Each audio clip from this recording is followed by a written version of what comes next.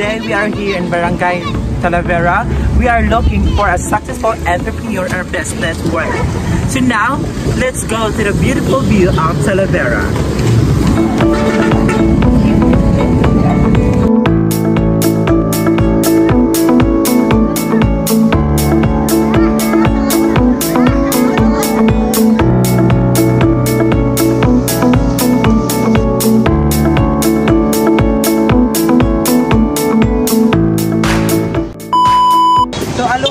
So karon nakakita na ni sa among interview mo diri sa Barangay Talavera kung diin diri na mo makita kung unsa kagugihan si Kuya.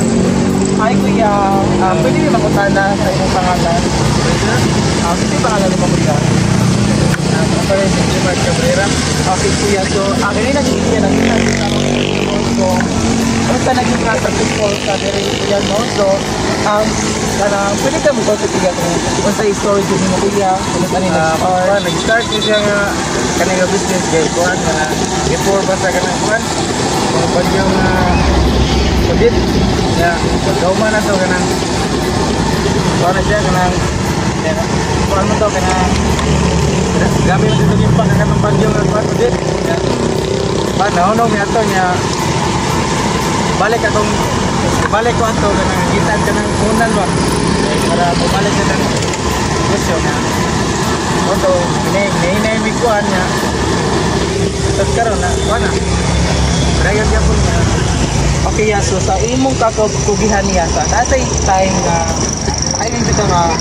wala kay handin ang hardship niya labi na ka ng kuan magbutuan ay bagyo at yung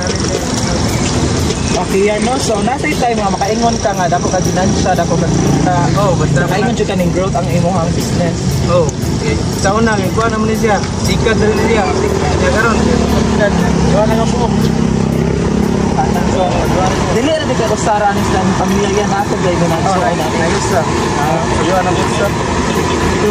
makaingon jud ka yan no nga life is not all about it life is yan no makaingon jud ka nga dili ra kay pinabuhi lang dapat kadaan sa nimo importansya ang pinabuhi yan no para jud siya so life is not all about life all good saya unsa may tips mo or advices nimo sa mga entrepreneur sa diyan mga business dapat kanang tagunda nga struggle silang magihan nga padayon din sila ba unsa may inspiration nimo kuya dapat ikaw kuan okay salamat kuya no nga sugot ka sa mong kuya salamat kuya so daghang salamat everyone. So karon nasakyan din nato si Kuya nga kumusta siya kakugihan nga sa iyang pagka businessman diri sa Talavera.